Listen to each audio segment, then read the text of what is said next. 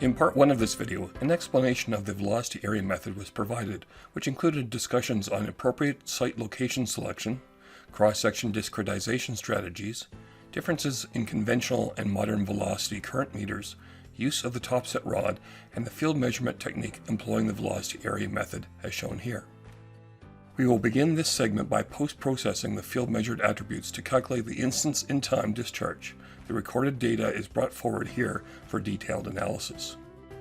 We've added additional columns for the processing of the field data, beginning with the first column I, which is a sequential counter to identify the order of the measured vertical panel locations along the cross-section. An arbitrary datum can be assigned to the water surface if the method is being employed only once at a given location. If, however, repeated measurements are intended at a given location, for instance in the development of a rating curve, at least one benchmark should be installed proximal to the stream that can be referenced and resurveyed on each field outing.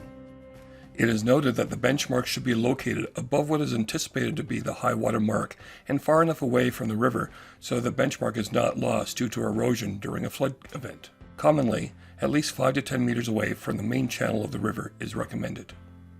The benchmark can be set to any arbitrary datum, say 5 or 100 meters for example, or set to the georeference datum of meters above sea level. Georeferenced water surface elevations or resulting rating curves are helpful in their use in calibrating numerical models to known water surface elevations and discharge observations, as they are commonly referenced in UTM coordinates. However, from field inventory and maintenance monitoring program perspectives, relative datum are more convenient from a recording perspective and also in minimizing transcription errors. A simple conversion from a field reference datum to georeferenced elevations and coordinates is easily obtained employing a differential GPS survey. In the example here, the velocity area method has been undertaken at a gauging station where a rating curve currently exists, so that we can compare the results obtained here to others later on in the video. Benchmark number 77-1 will be used to demonstrate how the water surface elevation is assigned. This benchmark has a local datum or stage of 4.348 meters and a geodetic elevation of 229.405 meters above sea level. A surveyor's automatic level is used to measure the water surface elevation at the gauge station relative to benchmark number 77-1. It is noted that a laser level could also be used. For this example, we will use the local stage elevation of the benchmark. A backsight from the survey instrument to benchmark 77-1 is first obtained, resulting in a stadia elevation of 0.357 meters relative to the instrument height. This results in an instrument height of 4.705 meters. The field hydrologist then safely traverses the bank to the water's edge, and a front sight stadia reading is obtained at the water surface height, here 3.625 meters relative to the instrument height. This results in a water surface elevation of 1.080 meters, which is considered coincident with the local stage on the stage discharge curve. It is shown here that the same procedure applies from the benchmark to the water surface, whether one chooses to reference the local datum or the geodetic elevation. It is merely a difference in height. The resulting geodetic elevation results in a water surface elevation of 226.137 meters above sea level. For the convenience in this analysis and to automate the spreadsheet, one can easily toggle here between meters above sea level or the local stage, and subsequent calculations in the analysis are made relative to the chosen datum. The first parameter to be calculated is the top width of the channel, which is the total width from water's edge left to right at the cross-section. This is simply the chainage at water's edge right minus the chainage at water's edge left. It is noted that if an island were present within the total flowing width of the channel, the distance of the island would be deducted from the total right to left bank distance. Here the top width is 15.72 meters. The next parameter to be determined is the stream bed elevation at each vertical location. This is merely the reference water surface elevation minus the observed local flow depth at each location. Here we see that there is a conditional calculation in each cell to ensure that the stream bed elevations are either in reference to the local stage or meters above sea level as specified by the user. A check here is at the edge of water right and left banks. If these locations are assigned a flow depth of 0 meters, then the stream bed elevation at both of these locations should be coincident with the water surface elevation calculated above. The next parameter to be calculated is the elevation of each velocity measurement. For this example, the topset rod was used and velocity elevations exclusively measured at 60% of the local depths below the water surface or 40% of the local depths above the stream bed. Therefore, the calculation here at each vertical is the sum of the calculated stream bed elevation and 0.4 times the local flow depth. Although not used in the velocity area analysis, for completeness we'll also calculate the wetter perimeter for the given cross-section. This is merely the cumulative Euclidean distance along the stream bed starting at a distance of 0 meters at the left water's edge. A check here is that the length of the wetter perimeter should always be greater than the top width of the channel. Independent of how we will calculate the flowing cross-sectional area of the channel using different techniques of the velocity area method, we should also explicitly calculate each panel area and the cumulative area of the flowing cross-sectional area. This provides us with another check of our analysis technique to gain further confidence that the parameters are being calculated correctly. The vertical panel areas are calculated using the equation shown here at each location. The sum of the panel areas results in the total flowing cross-sectional area. Similar to the top width calculation, if an island were present at a given cross-section, these areas are not included in the total flowing area calculation. At this point, for clarity and to focus attention on the panel velocity and discharge calculations, a few columns will be hidden while others revealed. Two solution methods are presented here, which include the midsection method, which is the most generic method employed for most watercourse reaches, and the mean section method. Field data from the Swather velocity current meter profile, which was highlighted at the beginning of this instructional video, will be utilized here. This method exclusively employed the 6/10 velocity profile technique using the topset weighting rod. We will begin here with the midsection method. The central assumption of the midsection method is that the measured velocity or velocities at any given vertical profile and the total flow depth at the same location are characteristic to a horizontal distance or chainage half the distance to the vertical profiles on either side of the one being calculated. Here we will highlight water's edge left and right with beige and rose colors that require different calculations when compared to the balance of the calculations made in each column, referred to as the open water vertical panels, which are highlighted in blue. The panel width at water's edge left will be calculated first using the equation shown. The mirror image of this calculation is then performed for water's edge right as shown here. The balance of the open water cells are calculated as half the chainage distance of the combined adjacent cell chainages. When summed, it is noted that the sum of the panels equals the top width of the channel, 15.72 meters, which confirms that the calculation has been performed correctly. Each panel area is determined using the equation identified here, independent of its position along the cross-section. The panel areas are summed and the result is the same flowing cross-sectional area as the independently calculated area, also confirming thus far that the calculations are proceeding correctly. The assigned velocities in column M take into account the various field conditions encountered while measuring the velocities, such as the codes ND and TS. For both of these particular conditions, average velocities from adjacent cell velocity profiles are assigned if the calculation is permitted. First, the left water's edge calculation is made. Commonly, in most natural channels, water's edge is assigned a velocity of 0 meters per second. However, there can be circumstances where there are vertical channel walls, such as in a concrete channel or a canal, where the velocities very close to the vertical sidewalls can be considerable.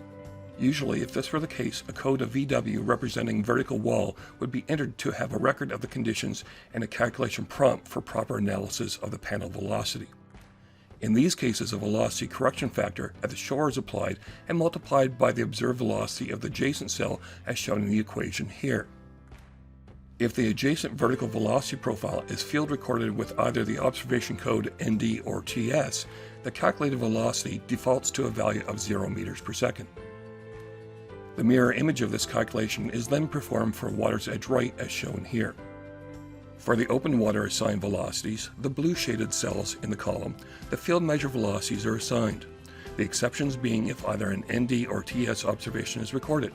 In these cases, the velocity of the adjacent cells are used to determine a weighted average for the velocity profile in question using the equation shown here.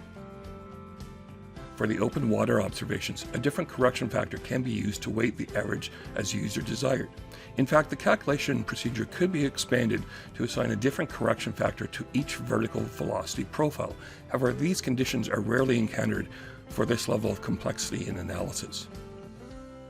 If a valid solution is not achieved, such as in the case of two non-detectable or ND observations adjacent to each other, a 0 meter per second velocity is assigned to the vertical profile. Finally, each panel discharge is calculated in a similar fashion as shown by the equation here. There is a conditional test in the cell equation to assign a discharge of 0 if the flow depth at the given velocity profile is negative. This condition accounts for the presence of an island at a given location, omitting it from the discharge summation. The individual panel discharges are summed to yield the total calculated discharge of the channel. It is here worth noting that the average velocity is not the average of the assigned velocities listed in column M. Rather, the average velocity is determined by dividing the total calculated discharge by the total flowing cross-sectional area, here resulting in 0.062 meters per second. The mean section method is now detailed. For this application, the same field observations are utilized, and the majority of the calculations are the same as the midsection method. The exceptions being how calculations are made at water's edge left and right, and how vertical velocity profiles are calculated, which will be the focus for this part of our discussion. In essence, the difference in this method is that rather than the flow depth and velocity profile at any given vertical location I being representative of the field conditions to halfway between adjacent vertical profile locations, hence the midsection method, the mean section method calculates and assigns the average values for depth and velocity between adjacent sections to any particular panel I. For this method, panel width, area, assigned velocity, and mean panel velocity at the left bank are all assigned values of 0. Remaining panel widths are calculated using the equation shown here, which is merely the difference in sequential chainage distances between the current vertical location and the one next closest to the left bank. Panel areas are calculated using the equation shown here. This is merely the product of the panel width and the average depth of the current vertical and the adjacent vertical next closest to the left bank. Similar to the midsection method, the assigned velocities here are those measured in the field, unless observations of TS, ND, or VW were assigned. For these text code velocities, the adjacent velocity profiles are used to calculate a weighted velocity using the equation shown here. The weighting is assigned based upon the open water correction factor, which has a default value of 1. If an invalid result is returned in this calculation, for instance if 2 ND observations are recorded in adjacent cells, a velocity of 0 meters per second is assigned to the mean vertical velocity. For the special case of the right bank assigned velocity, the following criteria are used. If a velocity is measured or assigned at this location, that particular value is used. Otherwise, a weighted velocity is assigned based upon the velocity of the adjacent vertical profile as expressed in the equation. Here, the velocity shore correction factor weighting is used, which has a default value of 1. The mean panel velocity for all open water calculations, the blue cells, are determined using the following equation, which is the average value of the assigned velocities between the chainage position and the adjacent position next closest to the left bank. The panel discharges are then the product of each mean panel's velocity and area values. Here again, there is a condition that the depth of the panel must be greater than 0 to omit islands from being calculated in the sum total. For this example, both the total calculated discharges and the average flow velocities result in the same values for the mean section and the midsection methods respectively.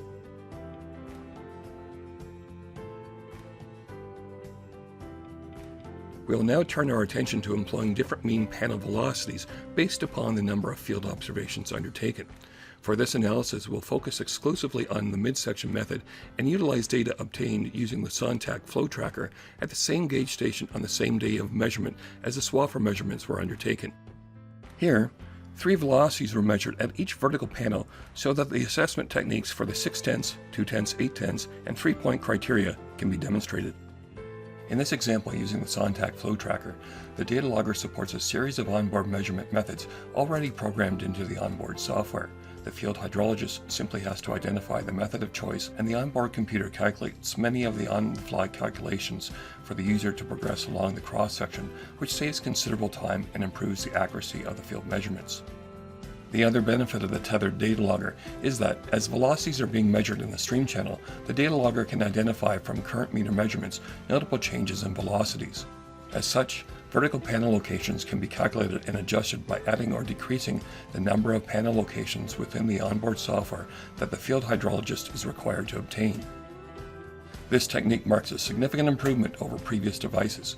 In the past, digital readouts and data loggers were not available. Velocities were measured using current meters such as the Swaffer or the Gurley meter. However, without a digital readout, the field hydrologist would have to listen for an auditory click emanating from a speaker box or within headphones every time the current meter would make a full rotation and complete an electric circuit, or every 10 rotations depending upon the setting. The number of clicks over a measured time interval was then converted into a velocity using a manufacturer's supplied conversion chart. The chart would also have additional columns for ongoing calibration of the equipment. These cumbersome activities, combined with the often tranquil yet chaotic conditions of field measurement, rendered the approach poised for considerable error. Nevertheless, responsible agencies monitoring water resources commonly maintain discharge measurements to within 1 to 2% of true values. The midsection method here is employed identical to that using the Swaffer current meter for the balance of all the calculations, with the exception of how each vertical panel's velocity profile is calculated. Here again, chainage, total flow depth, and velocity observations have been brought forward from the field observations. What is shown here are the velocity observations for the 60% observations relative to the water surface, or 40% from the stream bed. Top width is the difference in chainage between the right and left banks, again excluding any distances for islands. Stream bed elevations are determined from subtracting the total flow depth at any given vertical profile location from the reference water surface datum. The wetted perimeter is the sum Euclidean distance from water's edge left bank to water's edge right bank. The panel areas here are the total flowing area between two adjacent vertical profiles, with the sum equaling the total flowing cross-sectional area. In this table, the panel widths and panel areas are shifted to the left of the velocity observations as compared to the previous Swaffer current meter analysis table, so that other velocity measurements can more easily be revealed and calculated in the table later in the example. Here, the panel widths for the left and right water's edge are calculated using adjacent cell chainages as defined here. The open water panel widths are again calculated as the average of the distance between vertical panel chainages to the left and right of the panel being evaluated. The sum of the panel widths between the left and right water's edge is the total flowing top width of the channel, which should reconcile with the top width of the channel already calculated. Independent of the vertical location along the cross-section, the panel area is calculated as shown here, which is the product of the panel width and total stream depth of the given vertical profile of interest. For the example here, the assigned velocity column that was previously used to determine the velocities of a given vertical profile are here divided into two columns, being the mean vertical velocity profile and the assigned mean vertical velocity. Although this distinction is a bit ambiguous for only one velocity measurement per vertical panel, hence the 6/10 method, it will be more effectively utilized when demonstrating the other vertical velocity profile assignment techniques forthcoming. Here, the mean vertical velocity profile is assigned the observed 60% depth measured velocity unless there was a reason that it could not be acquired, hence any of the text codes ND, TS, or VW. In these cases, a code of NVP, or no valid profile, is assigned. This calculation is performed independent of the position along the cross-section. The assigned mean vertical velocity is determined in an identical fashion as the previous example. Here, both the left and right water's edges use measured velocities if they are available.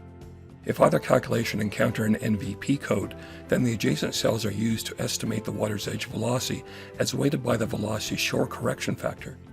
In the event that a valid solution is still not achieved, the assigned mean vertical velocity is assigned a velocity of 0 meters per second. For the open water calculations here, the profile velocity is used if a numeric value is recorded. If the code NVP is observed, then the average value of the adjacent velocity profile cells is calculated to assign a velocity. If still an invalid solution is returned, the assigned mean vertical velocity is assigned a velocity of 0 meters per second. Panel discharges are determined analogous to the previous example as the product of the panel area and the assigned mean vertical velocity. Panel discharges are then summed to produce the total channel discharge, here 0.581 cubic meters per second.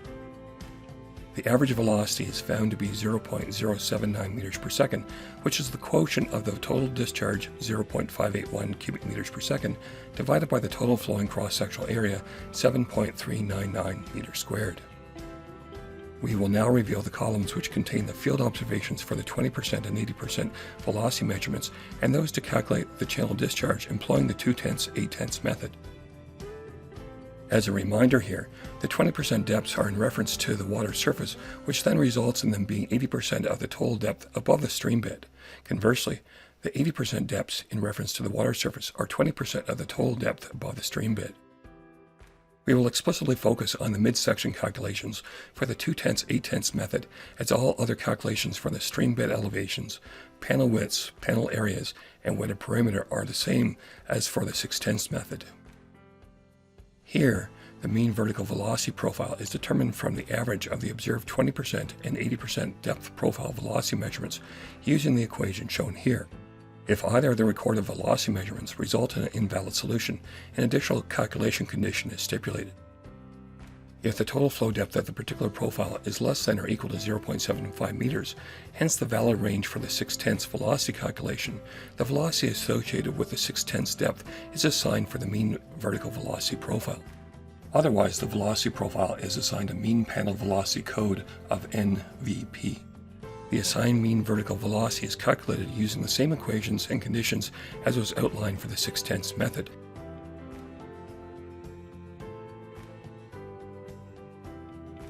Panel discharges are determined analogous to the previous example as the product of the panel area and the assigned mean vertical profile velocity.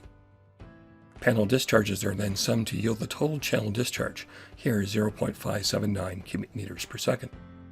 The average velocity is found to be 0.078 meters per second, which is the quotient of the total discharge, 0.579 cubic meters per second, divided by the total flowing cross-sectional area, 7.399 meters squared. Lastly, the 3-point velocity profile calculation to determine discharge will be shown here. For the sake of brevity, the only column that will be focused on here will be the mean vertical velocity profile calculation, as all of the other calculations are identical for those of the 6/10 and 2/10, 8/10 techniques. We will also hide additional columns associated with the velocity measurements to focus specifically on the 3-point velocity calculation procedure. Here, the mean vertical velocity profile is determined from the 3-point profile equation shown. If any of the recorded velocity measurements result in an invalid solution, a further conditional calculation is specified. If the total flow depth at the particular profile is less than or equal to 0.75 meters, hence the valid range for the 6/10 velocity calculation, the 60% depth measured velocity is assigned as the mean vertical velocity profile. Conversely, if the total depth is greater than 0.75 meters, the 2/10, 8/10 representation of the average velocity profile is calculated and assigned. If either the 6/10 or 2/10, 8/10 velocity calculations return an invalid solution, a mean panel velocity code of NVP is assigned. Both the assigned mean vertical velocities and panel discharges are calculated consistent with the previous techniques. The calculations here resulting from the 3-point velocity evaluation result in a total discharge of 0.58 cubic meters per second and an average discharge velocity of 0.078 meters per second. Prior to summarizing our discharge estimations from this particular field campaign, it may be of particular value or relevance for a given study to plot the isovels, or velocity contours, if you will, of the given data. We will first condense the current spreadsheet down to just the needed columns of data to make things more clear for this demonstration. We will first plot the discrete positions of each velocity measurement for the 6/10, 2/10, 8/10, and 3-point observation techniques by plotting the transverse change distance across the channel, column B, and measurement depths associated with the 3 measurement techniques. We will plot the depths in terms of meters above sea level here. The resulting positions are shown here. However, before utilizing a software package of choice to plot the isovels, there is one more velocity that can be assigned per velocity profile. If we recall the condition of a no-slip boundary at the stream bed interface, which is an explicit assumption in fluid mechanics, we can assign a velocity of 0 meters per second at each vertical profile position along the boundary shown here. We can then update our observation positions plot to include these known velocities at the channel bed boundary of 0 meters per second. Employing a contouring package of choice, one can then generate an isovel plot similar to the one shown here. Visually, we see that there are some regions on the 3-point isovel plot that have more focused resolution when compared to the 2/10, 8/10, and 6/10 methods. However, visually, they compare very well. It is noted here that the velocity ranges of this field campaign were quite low, only ranging between 0 and 0.15 meters per second. One would expect to see greater variability between the different measurement techniques at higher flow conditions. However, the purpose of this video was to demonstrate the measurement and calculation techniques. Before leaving the isoval plot discussion, such a plot can also be used to visually scan for errors in the dataset.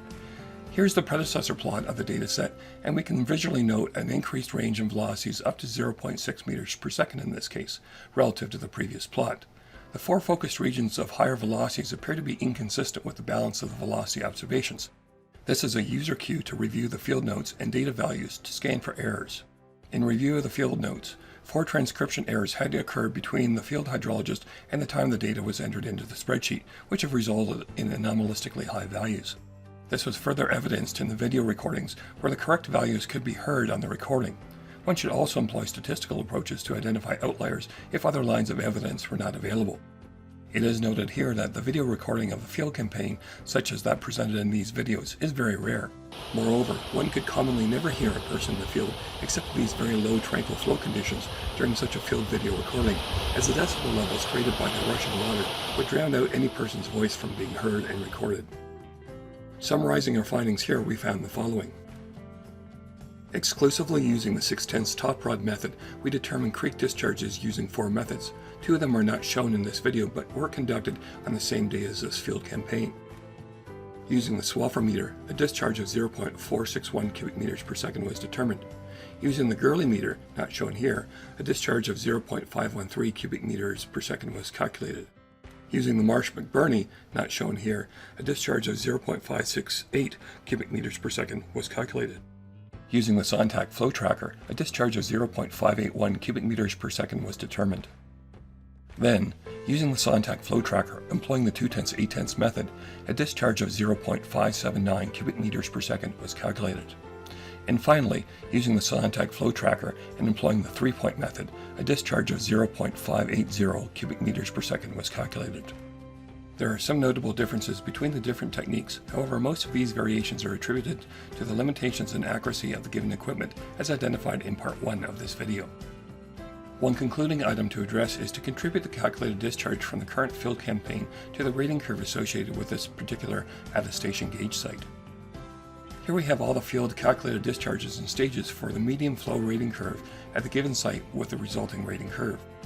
It is noted that the field measurement location changes from where velocities are measured in the stream at low flow via weighting versus high flow conditions, which are obtained from a bridge approximately 20 meters upstream from the weighting cross-section. We will focus in on the low flow curve, or weighting curve, as it is the most applicable to the conditions that the current field campaign was measuring within.